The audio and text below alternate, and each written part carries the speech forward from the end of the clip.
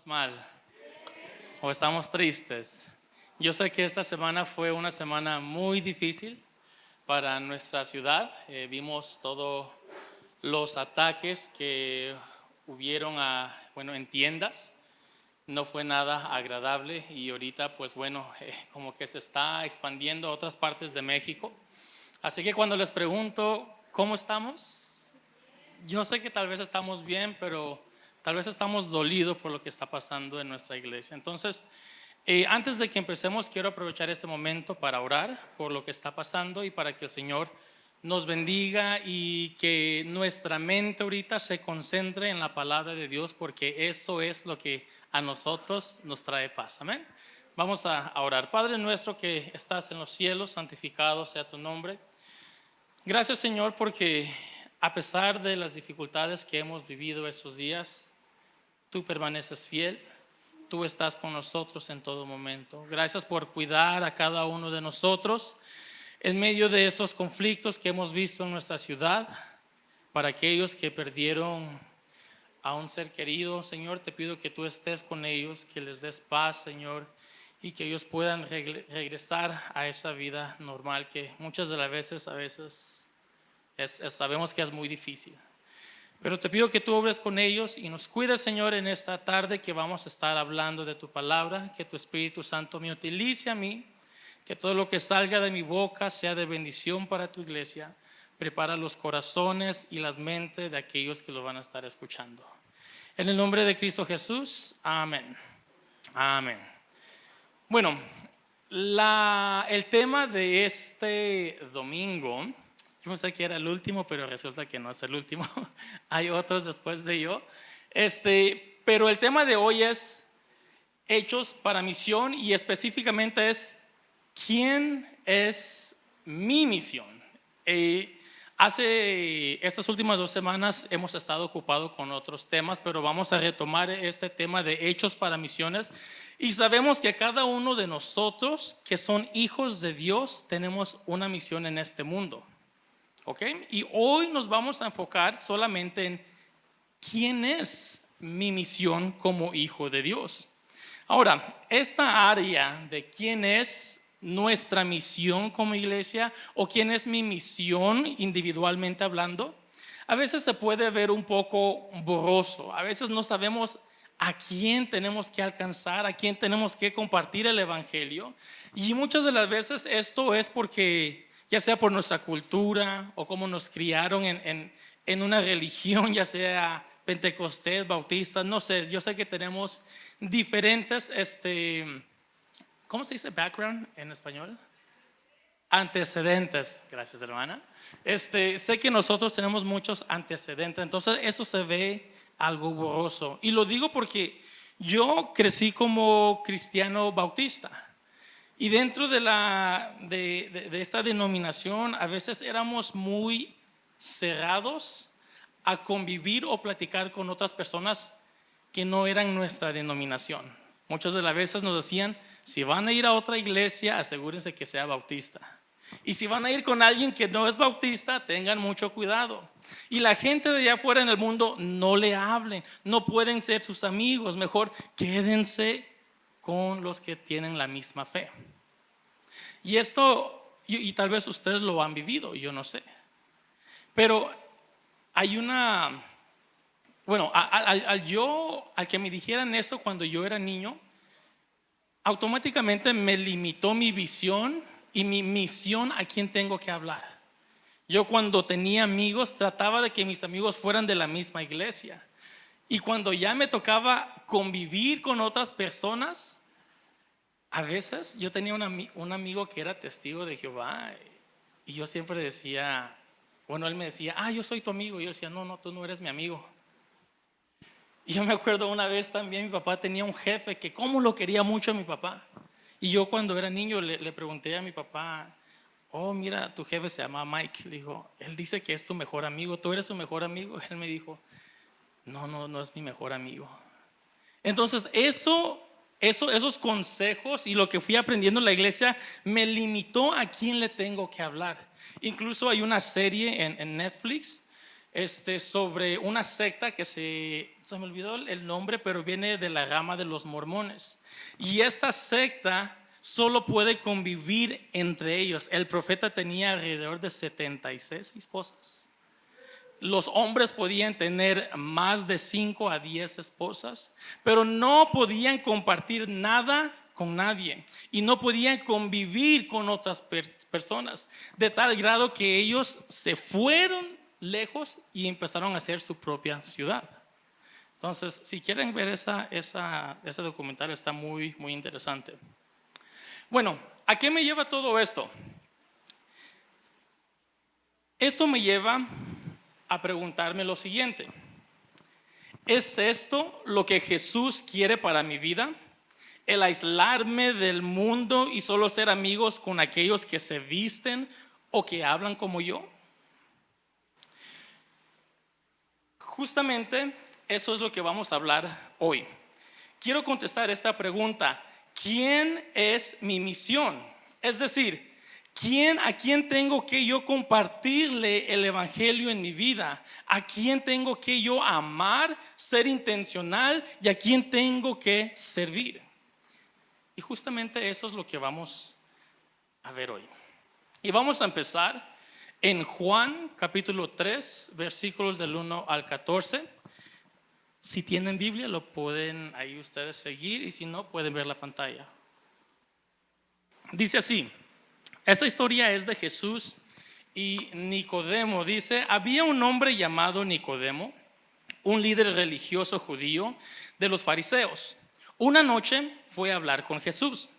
Rabí, le dijo, todos sabemos que Dios te ha enviado para enseñarnos. Las señales milagrosas que haces son la prueba de que Dios está contigo. Jesús le respondió: te digo la verdad, a menos que nazcas de nuevo, no puedes ver el reino de Dios. ¿Qué quieres decir?, exclamó Nicodemo. ¿Cómo puede un hombre mayor volver al vientre de su madre y nacer de nuevo? Jesús le contestó: te digo la verdad, nadie puede entrar en el reino de Dios si no nace de agua y de espíritu. El ser humano solo puede reproducir la vida humana, pero la vida espiritual nace del Espíritu Santo. Así que no te sorprendas cuando te digo: tienen que nacer de nuevo. El viento sopla hacia donde quiere. De la misma manera que oyes el viento, pero no sabes de dónde viene ni a dónde va, tampoco puedes explicar cómo las personas nacen del Espíritu. ¿Cómo es eso posible ¿Cómo es posible todo esto?, preguntó Nicodemo. Jesús le contestó: ¿tú eres respetado maestro judío y aún no entiendes estas cosas? Te aseguro que les contamos lo que sabemos y hemos visto, y ustedes todavía se niegan a creer nuestro testimonio. Ahora bien, si no me creen cuando les hablo de cosas terrenales, ¿cómo creerán si les hablo de cosas celestiales? Nadie jamás fue al cielo y regresó, pero el Hijo del Hombre bajó del cielo. Y así como Moisés levantó la serpiente de bronce en un poste en el desierto, así deberá ser levantado el Hijo del Hombre. 15, para que todo el que crea en él tenga vida eterna. Esta historia se me hace muy impactante y muy interesante, porque acá en la carta nos está diciendo de que Nicodemo era un líder religioso que pertenecía a los fariseos. Y si algunos de ustedes no se acuerdan quiénes eran los fariseos, bueno, los fariseos eran una secta política y religiosa muy estricta y muy influyente en Israel en aquel entonces.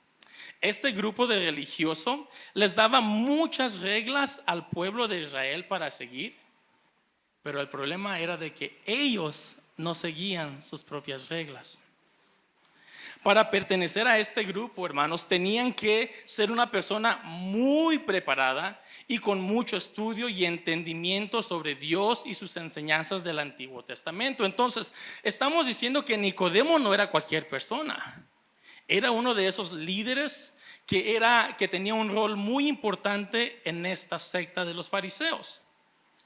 Nicodemo, hermanos, también acá en la Biblia, lo acabamos de leer, también es mencionado como un respetado maestro judío. Era una persona muy influyente y importante, ya que pertenecía a este grupo. En esta historia, hermanos, vemos a Nicodemo hablando con Jesús en la noche.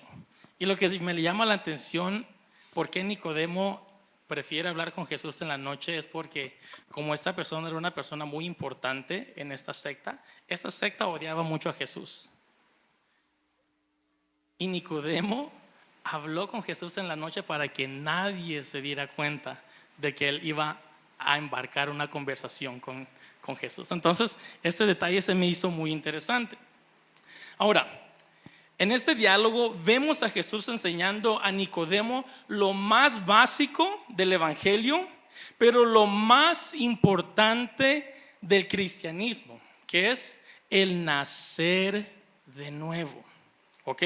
Ahí en el versículo 3 dice: Jesús le respondió, te digo la verdad, a menos que nazcas de nuevo, no puedes ver el reino de Dios.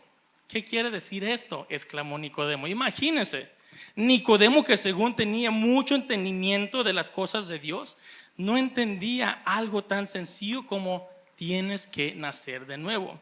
Si yo les pregunto acá, a alguien acá, ¿qué quiere decir tienes que nacer de nuevo? ¿Qué viene siendo eso? ¿Qué entienden ustedes con nacer de nuevo? ¿Perdón? Dejar el viejo hombre. ¿Qué más? Ok, muy bien. El nacer de nuevo, hermanos, en sí significa que debemos de nosotros pedir perdón por nuestros pecados, arrepentirnos y poner nuestra fe en Cristo. Necesitamos nosotros hacer esto para nacer de nuevo. Ahora, esta historia nos enseña que no importa cuánto tiempo tengas en la iglesia, incluso cuánto conocimiento tienes sobre Dios, si no naces de nuevo, en realidad no conoces a Dios. Y ese era el problema de Nicodemo. Nicodemo tenía mucho entendimiento, tenía años en esta religión que según confesaba de las cosas de Dios, pero él, ¿creen que había nacido de nuevo? No, porque no lo entendía.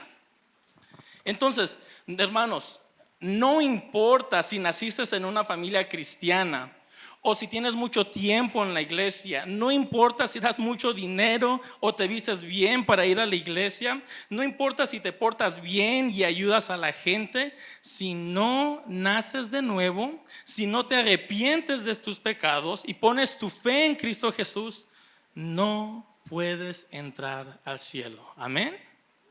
¿Lo creemos o no lo creemos? Yo sé que tal vez esto puede ser muy difícil para muchos de nosotros, porque yo entiendo por nuestra cultura y nuestro contexto, nosotros crecimos en una iglesia. Y tal vez algunos se están preguntando, a ver, yo soy buena onda, yo me comporto muy bien con la gente, yo doy mi ofrenda todos los domingos, yo vengo a la iglesia. ¿A poco eso no es suficiente para ir al cielo? No, no es suficiente. Entonces, esta historia, hermanos, nos enseña que dentro de nuestra iglesia puede haber personas que tal vez piensan que son cristianos solo porque cumplen prácticas religiosas. ¿Sí saben qué son esas prácticas religiosas? ¿Quién me puede decir una práctica religiosa que hacemos? Lo hacemos acá. ¿Qué viene siendo una práctica religiosa? Orar, cantar,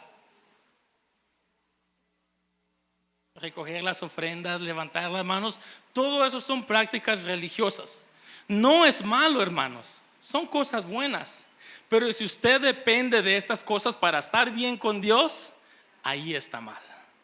Nosotros hacemos todas estas cosas porque sabemos ya lo que Jesús hizo en nosotros. Amén. Si usted viene con ese pensamiento, voy a ir a la iglesia y voy a levantar mi mano y voy a hacer esto para que esté bien con Dios, está muy equivocado. Y déjenme les digo, hasta en vano están viniendo.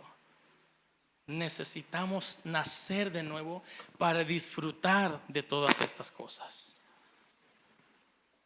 Ahora, en Mateo 7, 21 al 23, dice: no todos los que dicen que yo soy su Señor y dueño entrarán en el reino de Dios.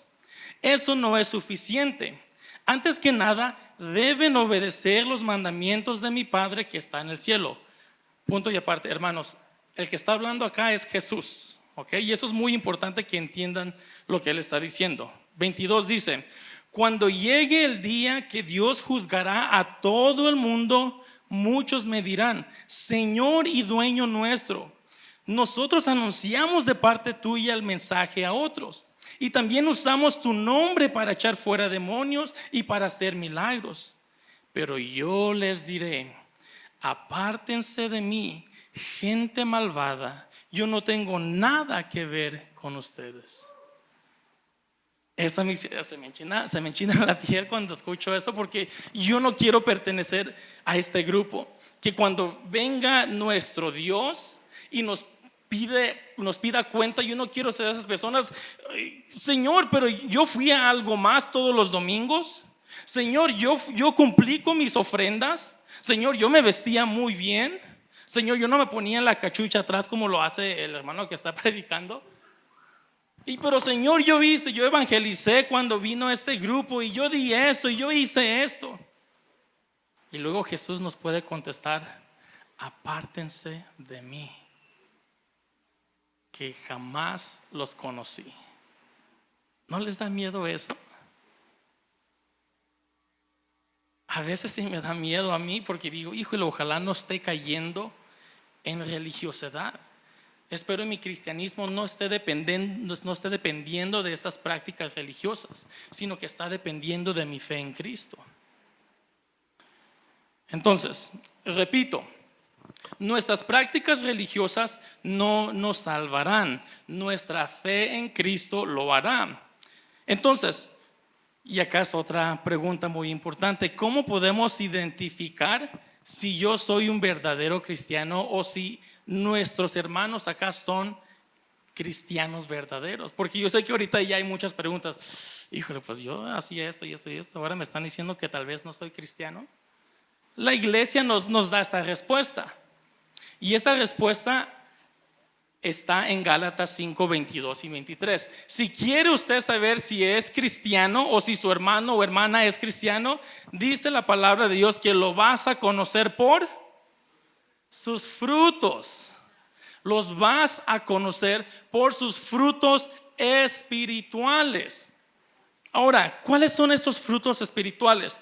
En Gálatas 5, 22 al 23 dice: en cambio, el Espíritu de Dios nos hace amar a los demás, estar siempre alegres y vivir en paz con todos. Nos hace ser pacientes y amables y tratar bien a los demás, tener confianza en Dios, ser humildes y saber controlar nuestros malos deseos. No hay ley que esté contra todo esto. Esos son los buenos frutos: el amar, el ser misericordioso, el ser paciente, el ser humilde, el tratar bien a sus hermanos y a sus enemigos. Acá no está diciendo los frutos son tienes que ir a la iglesia, tienes que hacer eso, no, son frutos espirituales. Y ahora les pregunto, o preguntémonos, en base a esos frutos espirituales, nos podemos preguntar: ¿lo tengo? ¿Tengo esos frutos? Y yo sé que no somos perfectos. Yo batallo con algunas cosas. Yo me enojo a veces cuando estoy manejando. Y yo creo que mi pecado más grande sale cuando estoy manejando, porque me frustro. Y mi esposa siempre me agarra del brazo: mi amor, acabamos de salir de la iglesia, ten paciencia. Y sabemos que no podemos ser perfectos, pero debemos de tener estos frutos y debemos de estar creciendo poco a poco. Hermanos, yo creo firmemente que sin salvación no hay santificación. Y sin santificación nunca hubo salvación. ¿Saben qué quiero decir con eso? Si yo no soy salvo, si yo no soy hijo de Dios, no puedo dar buenos frutos. Y viceversa. Si no doy buenos frutos es porque tal vez no soy salvo. No podemos decir, hermanos, que yo soy salvo o que yo soy hijo de Dios cuando mi vida sigue siendo igual antes de conocer a Jesús. Si yo sigo odiando a la gente, si yo sigo de impaciente, si yo sigo chismeando y tratando de causar divisiones en la iglesia, examínense si son hijos de Dios. Amén. Eso es muy importante, hermano. Si usted dice que es salvo, necesita estar en este proceso de santificación. Debe de estar creciendo. Pero si usted dice que es salvo y sigue bajando, entonces tal vez hay algo mal y tenemos que nacer de nuevo. ¿Ok? Ahora, lamentablemente, dentro de nuestra iglesia puede haber personas que necesitan de Cristo, que necesitan nacer de nuevo. Y es nuestra responsabilidad como creyentes en guiarlos a Cristo. A veces pensamos que nuestra propia iglesia ya no es nuestra misión. No, pues los que van a la iglesia ya son cristianos. No. Nicodemo, él tenía años conociendo de Dios, pero nunca fue cristiano hasta que conoció a Jesús. Y yo sé que tal vez tenemos a personas así en la iglesia. Yo fui de esas personas que porque yo nací en esa cuna cristiana que no existe, yo dije, yo ya soy cristiano. Pero cuando fui creciendo y vi mis frutos, no lo soy. Tuve que nacer de nuevo, hermanos.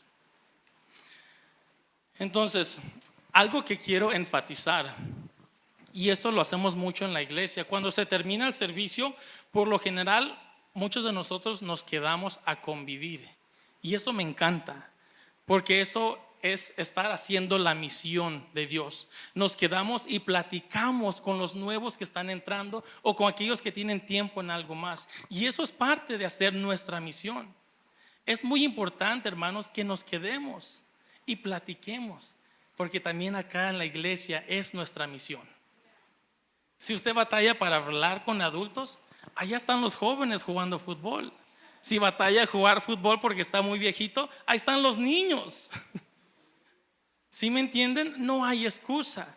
Hay mucho que hacer dentro de la iglesia. Vuelvo a repetir, hermanos, yo me identifico mucho con Nicodemo. Y no porque era inteligente. Me identifico con Nicodemo porque yo era legalista, por pensar que mi conocimiento sobre Dios y al comportarme bien, eso me iba a hacer salvo. Y al estar acá, hermanos, gracias a Dios en algo más, aprendí a ser amado y aprendí a amar a los demás. Y eso es algo muy bueno que lo tengamos con la iglesia. No permita, hermanos, que Satanás nos arrebate eso con divisiones, con chismes, con problemas. Amémonos el uno al otro, no importando nuestras diferencias. Entonces, tenemos ahí nuestra primera misión. ¿Quiénes son nuestra misión? Aquellos que están dentro de la iglesia o de otras denominaciones. Puede ser nuestra misión. Vamos con la segunda persona a la cual Jesús le habló, dándonos el ejemplo de quién debe ser nuestra misión. Este está un poquito largo, pero téngame paciencia. Juan 4 del 1 al 30 dice: Jesús y la mujer samaritana. Jesús sabía que los fariseos se habían enterado de que él hacía y bautizaba más discípulos que Juan, aunque no era Jesús mismo quien los bautizaba, sino sus discípulos. Así que se fue de Judea y volvió a Galilea. En el camino tenía que pasar por Samaria. Entonces llegó a una aldea samaritana llamado Sicar, cerca del campo que Jacob le dio a su hijo José. Allí estaba el pozo de Jacob, y Jesús, cansado por larga caminata, se sentó junto al pozo cerca del mediodía. Poco después llegó una mujer samaritana a sacar agua, y Jesús le dijo: por favor, dame un poco de agua para beber. Él estaba solo en ese momento porque sus discípulos habían ido a la aldea a comprar algo para comer. La mujer se sorprendió, ya que los judíos rechazan todo trato con los samaritanos. Entonces le dijo a Jesús: usted es judío y yo soy una mujer samaritana. ¿Por qué me pide agua para beber? Jesús contestó: si tan solo supieras el regalo que Dios tiene para ti y con quién estás hablando, tú me pedirías a mí y yo te daría agua. Pero Señor, usted no tiene ni una soga ni un balde, le dijo ella, y este pozo es muy profundo. ¿De dónde va a sacar esa agua viva? Además, ¿se cree usted superior a nuestros antepasados Jacob, que nos dio este pozo? ¿Cómo puede usted ofrecer mejor agua que la que disfrutaron él, sus hijos y sus animales? Jesús contestó: cualquiera que beba de esta agua pronto volverá a tener sed, pero todos los que beben del agua que yo doy no tendrán sed jamás. Esa agua se convierte en un manantial que brota con frescura dentro de ellos y les da vida eterna. Por favor, Señor, le dijo la mujer, deme de esa agua, así nunca más volveré a tener sed y no tendré que venir aquí a sacar agua. Jesús le dijo: ve y tráeme tu esposo. No tengo esposo, respondió la mujer. Es cierto, dijo Jesús, no tienes esposo porque has tenido 5 esposos y ni siquiera estás casada con el hombre con el que ahora vives. Ciertamente dijiste la verdad. Señor, dijo la mujer, seguro que usted es profeta. Así que dígame, ¿por qué ustedes los judíos insisten en que Jerusalén es el único lugar donde se debe adorar?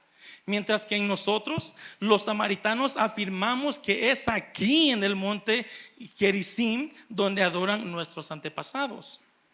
Jesús le contestó: créeme, querida mujer, que se acerca el tiempo en que no tendrá importancia si se adora al Padre en este momento o en Jerusalén. Ustedes los samaritanos saben muy poco acerca de aquel a quien adoran, mientras que nosotros los judíos conocemos bien a quienes adoramos, porque la salvación viene por medio de los judíos. Pero se acerca el tiempo, de hecho, ya ha llegado, cuando los verdaderos adoradores adoran al Padre en espíritu y en verdad. El Padre busca personas que le adoren de esa manera, pues Dios es espíritu. Por eso todos los que le adoran deben hacerlo en espíritu y en verdad. La mujer dijo: sé que el Mesías está por venir, al que llaman Cristo. Cuando Él venga, nos explicará todas las cosas. Entonces Jesús le dijo: yo soy el Mesías. Justo en ese momento volvieron sus discípulos, se sorprendieron al ver que Jesús hablaba con una mujer, pero ninguno se atrevió a preguntarle: ¿qué quieres de ella? ¿O por qué le hablas? La mujer dejó su cántaro junto al pozo y volvió corriendo a la aldea mientras les decía a todos: vengan a ver a un hombre que me dijo todo lo que ha hecho en mi vida. ¿No será este el Mesías? Así que la gente salió de la aldea para verlo. Está larguito. Pero bueno, en este capítulo, hermanos, nosotros vemos que Jesús iba pasando por una ciudad llamada Samaria. Esa ciudad era muy odiada por el pueblo de Israel, quien eran judíos. Y si se acuerdan, Jesús, ¿qué era? ¿Mexicano? Era judío. Jesús era judío, ¿ok? Entonces, los judíos, hermanos, y los samaritanos se odiaban como no se imaginan. Así como los americanistas contra los chivistas, así, gracias a Dios, el hermano Germán y yo nos llevamos muy bien. Amén, hermano. Eso. Los judíos y los samaritanos se llevaban muy mal. Los judíos incluso decían, los samaritanos, ellos están endemoniados, ellos están poseídos por el diablo. Pero los samaritanos no se quedaban con las manos cruzadas. Como esta ciudad era parte del camino de muchos judíos a llegar a otro pueblo, los samaritanos le hacían la vida imposible y lo hacían muy peligroso para los judíos. O sea, no se odiaban, o sea, se odiaban, perdón. Ahora, la razón por la cual se odiaban es porque los judíos siempre han sido muy celosos de su doctrina, de sus prácticas religiosas, y porque ellos siempre decían que se debería de adorar a Dios en Jerusalén. Los samaritanos, pues resulta que ellos dijeron, no, nosotros queremos otra doctrina, ¿ok? Y vamos a adorar a Dios de otra manera. Y para acabarla, en Jerusalén no vamos nosotros a adorar a Dios, lo vamos a adorar mejor acá. Y entonces esto causó un choque enorme entre ellos. Ahora, para añadirle, hermanos, a este contexto, y es muy importante que entiendan el contexto, el odio entre los judíos y los samaritanos, hermanos, en aquel entonces no era común, tampoco era aceptado ver a un judío y a un samaritano hablando o conviviendo. No era una cultura normal. Así como yo hablo con mi hermano Germán, es normal, a pesar de que somos de diferentes equipos. Pero para ellos no era aceptable. Y menos si un hombre judío le hablaba a una mujer. Las mujeres, hermanos, y esto era cultural, específicamente para las mujeres samaritanas, en aquel entonces los judíos consideraban a las mujeres samaritanas impuras, sucias por naturaleza, llenas de pecado, una persona falta de educación cultural. En pocas palabras, en aquel entonces las mujeres samaritanas eran lo peor de lo peor. Ahora regresamos a la historia. Acá vemos a Jesús, judío, hablando con una mujer samaritana. Y para acabarla, esta mujer había tenido ¿cuántos esposos? 5. Y la que tenía ahorita es ¿qué? Más bien es su amante, porque no están casados. Entonces, más o menos por ahí estamos viendo una escena que Jesús estaba sentado, platicando, conviviendo, casi con una prostituta. Que eso era una locura en aquel entonces. Como no se imaginan, no era culturalmente aceptado. Por eso, hermanos, ahí en el versículo 7 dice: poco después llegó una mujer samaritana a sacar agua y Jesús le dijo: por favor, dame un poco de agua para beber. Él estaba solo en ese momento porque sus discípulos habían ido a la aldea a comprar algo para comer. Fíjese, la mujer se sorprendió, dice acá.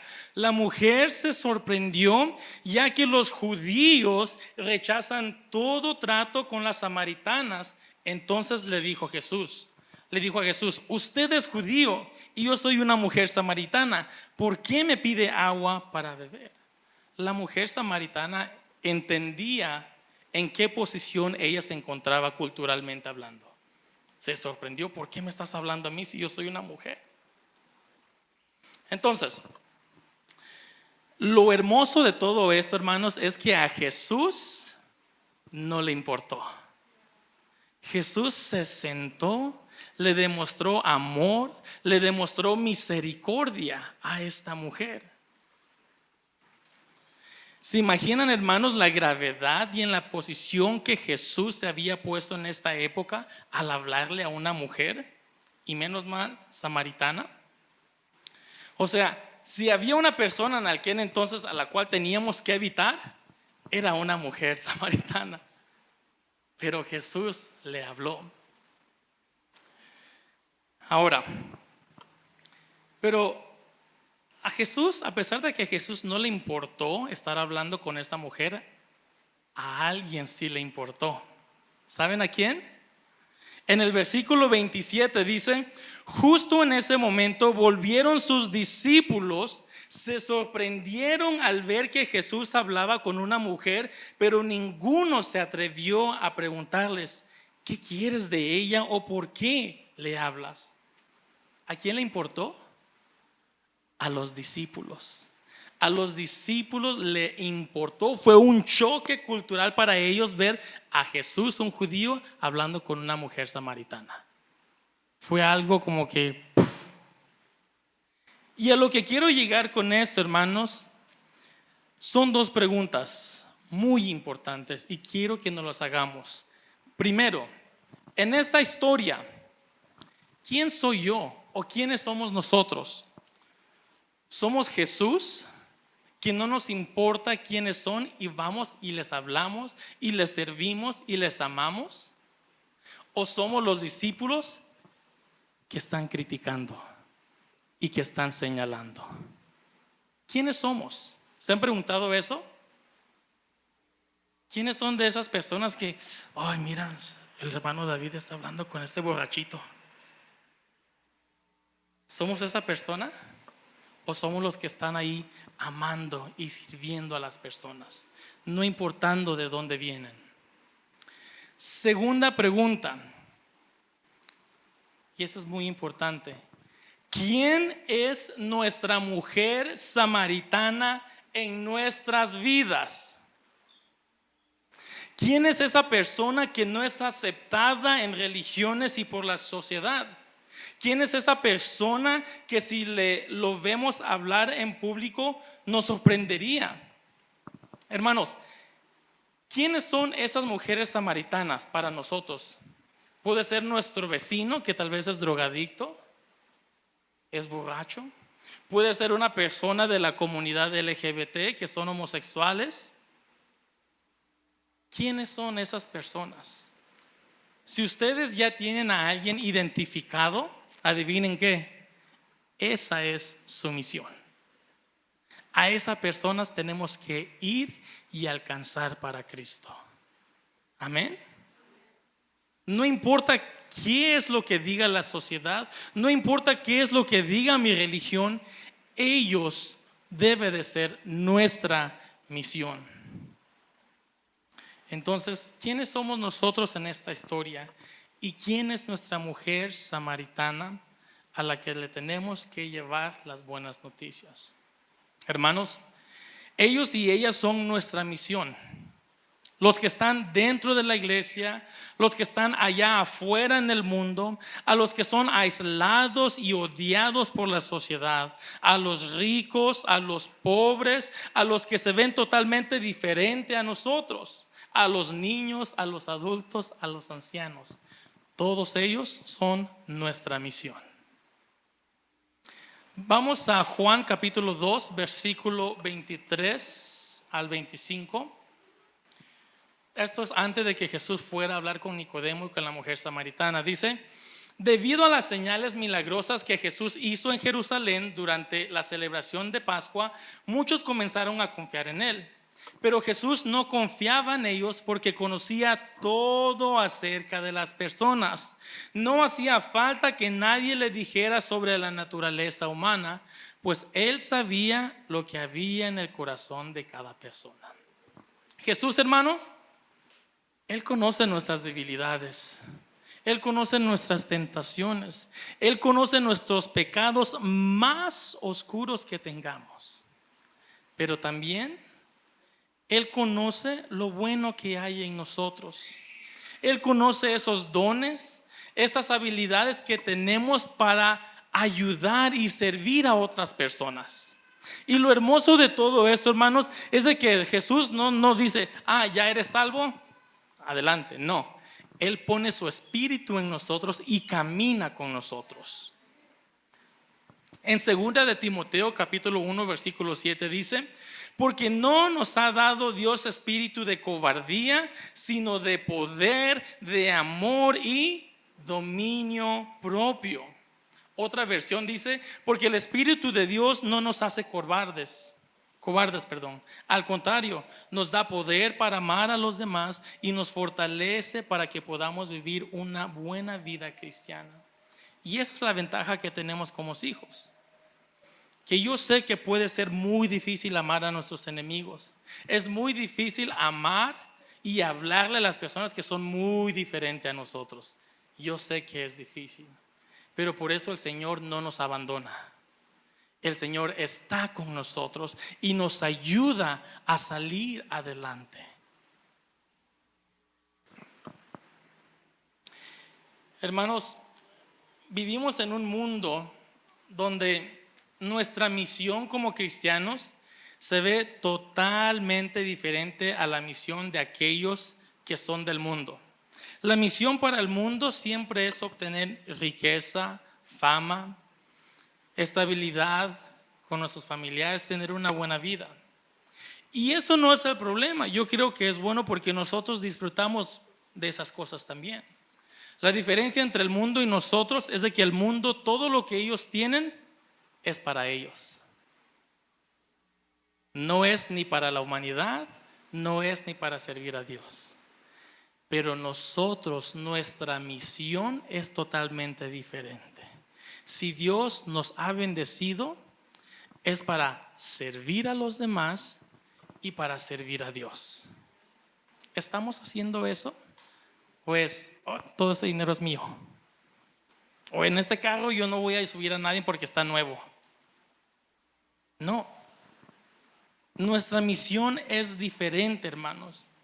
Y como cristianos, nuestra finalidad o misión en esta vida no es servirnos a nosotros mismos, sino servir a Dios. Nuestra finalidad es glorificar a Dios con todo, absolutamente todo lo que Él nos ha dado en esta vida.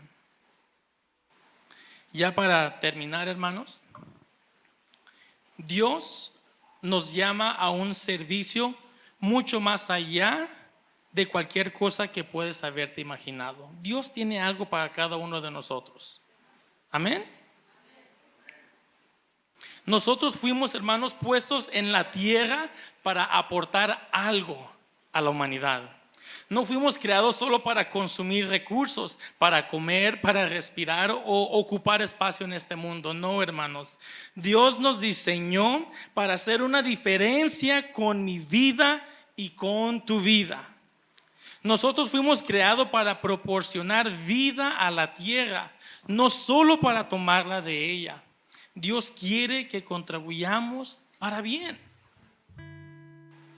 Efesios 2:10 dice: por nuestra unión con Jesucristo nos creó para que vivamos haciendo el bien, lo cual Dios ya había planeado desde antes. Esta frase, el haciendo el bien, hermanos, es nuestro servicio al mundo.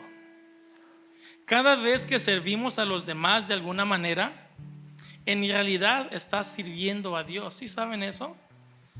Si ustedes le dan de comer a un huérfano, a una viuda, a un enfermo, aparte de que están sirviendo a estas personas, en realidad, ¿sí saben a quién están sirviendo? A Dios.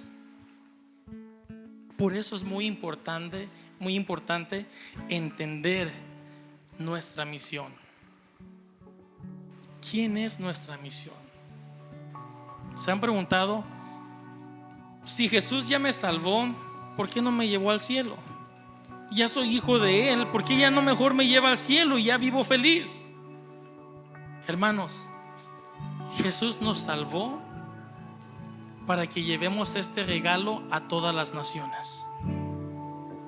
Él nos salvó para amar a los demás tal como Él nos amó a nosotros.